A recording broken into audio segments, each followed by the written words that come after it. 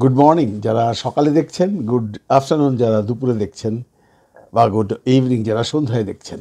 আপনারা যারা বাংলাদেশ চলচ্চিত্র শিল্পী সমিতির সেই নির্বাচন নিয়ে ইন্টারেস্টেড, তাদের জন্য এই ভিডিওটা। আপনারা অনেকে হয়তো এতক্ষণে জেনে ফেলেছেন নির্বাচনে কারা জয়ী হয়েছেন, কারা পরাজিত হয়েছেন।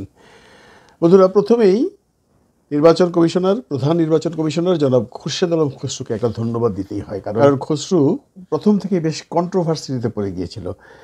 সেই নির্বাচনের শুরু থেকে অনেকেই ভেবেছিলেন, বা আমরাও ধরে নিয়েছিলাম খসরু বোধহয় নিপুণকে সাপোর্ট করছে। তার সাথে আমার ব্যক্তিগতভাবে কথা হয়েছিল। উনি বলেছিলেন যে আমি হয়তো কাউকে ভোট দেব, কিন্তু আমি কাউকে সাপোর্ট করব না, আমি একটা স্বচ্ছ নির্বাচন উপহার দিতে চাই। খসরু সাকসেসফুল। খসরু একটা সুন্দর সুষ্ঠু নির্বাচন এবং শান্তিপূর্ণ নির্বাচন উপহার দিয়েছেন। এর জন্য খসরুকে ধন্যবাদ জানাচ্ছি। রেজাল্ট তো আপনারা পেয়েই গেছেন, খুব সম্ভব। না পেলে আমার কাছ থেকে শুনতে পারেন। এখন বাজে এখানে ভোর 3টে, মানে সুইডিশ টাইম, বাংলাদেশের সকাল 7টা। নির্বাচন কমিশনার খুব সম্ভব 6টার দিকে অ্যানাউন্সমেন্টটা করেছে। এটা প্রত্যেকবারই করে, গত বছর এই ভোরবেলায় হয়েছিল। এবং আমি যদি ভুল না করে থাকি তাহলে বোধহয় দেখলাম প্রধান নির্বাচন কমিশনার যখন তার অ্যানাউন্সমেন্ট করছেন, তখন পাশে দীপজল এবং নিপুণ দুজনই দাঁড়িয়ে, যেটা চলচ্চিত্রের ইতিহাসে হয়তো বা প্রথম। কারণ আমাদের এখানে একটা নিয়ম আছে রে ভাই, কেউ ফেল করলে পালায়া যায়, যে পাস করে তারা কংগ্রেচুলেট করে না। যেটা গতবারও দেখছি, এর আগেও দেখছি, বহুবার দেখছি, কিন্তু এইবার যেটা দেখলাম সেটা আসলেও প্রশংসিত। নিপুণকে অসংখ্য ধন্যবাদ। নির্বাচনে পরাজিত হবার পরও উনি আছেন এবং দীপজলের সাথে হ্যান্ডশেক করেছেন, খসরু তাদের মিলিয়ে দিয়েছেন এবং মিশা বলেছেন আমরা কাঁধে কাঁধ মিলিয়ে কাজ করব। নিপুণ আমাদেরই মেয়ে। আসলেও এইটাই তো হওয়া উচিত, তাই না? সিনেমার লোক সব তো এক। কিন্তু গত 2 বছর যেটা হইলো, এটা কেউ কোনোদিনই প্রত্যাশিত ছিল না।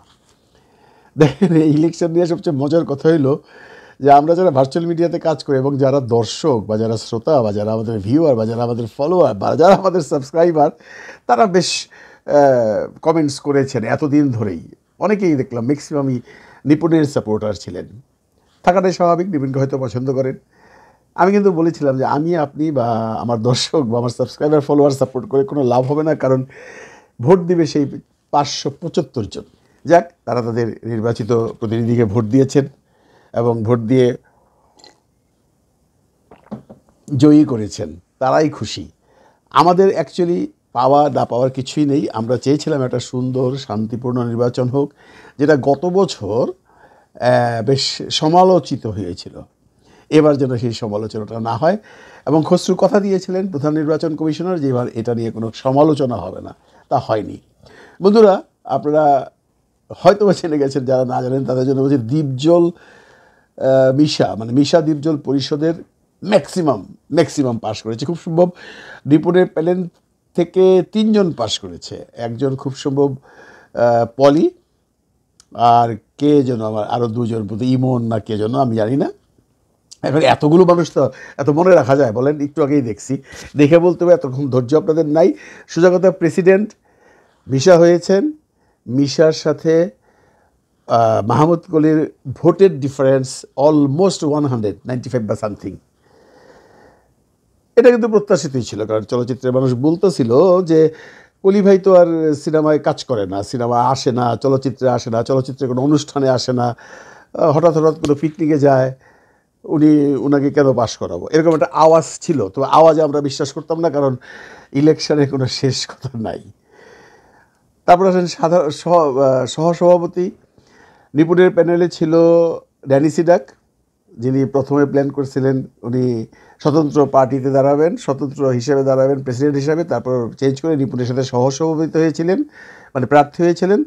এবং দ্বিতীয় সহসভাপতি প্রার্থী ছিলেন, আমি ভুলে গেছি, মনে নেই। আর যেহেতু ফেইলও করছে ভাই, তো মনে রাখার কোনো কারণ নাই। মানে নিপুণের 2 জন সহসভাপতি পাশ করে নাই, মানে প্রেসিডেন্টও নিপুণের পাশ করে নাই, সহসভাপতিও 2 জন পাশ করে নাই।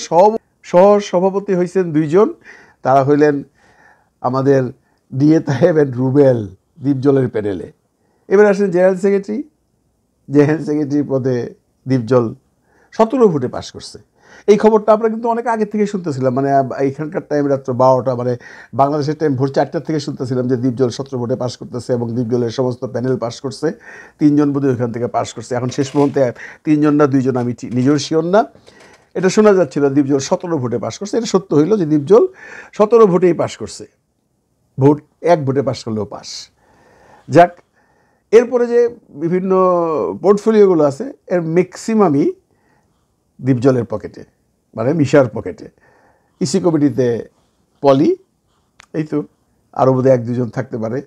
মানে ওখানে বিশেষ করে খুব একটা বড় শিল্পীরা ছিল না, মানে পরিচিত শিল্পীরা ছিল না প্যানেলে, মানে আমাদের নিপুণের প্যানেলে নিপুণ পরিচিত, মাহমুদ কলি তো পুরনো সোনালী দিলের নায়ক, এছাড়া এমন কেউ ছিল না যাদেরকে সবাই খুব ভালো করে চেনেন। যেমনটি ধরেন নিপুণের প্যানেলে গতবার শাহানুর ছিল, সে এইবার আসছে দীপজলের দলে আইসা পাশ করছে। আবার দীপজলের সাথে ছিল অঞ্জনা রহমান, উনি আমাদের নিপুণ ম্যাডামের দলে অংশগ্রহণ করে বহুদিন যাবৎ ইলেকশন করছেন, উনি বেশ বিপুল ভোটেই পরাজিত হয়েছেন। রুবেল রিয়েতায়েব প্রচুর ভোটে পাশ করেছে এবং ইসি কমিটিতে এবং পোর্টফোলিওতে বেশ ব্যবধান।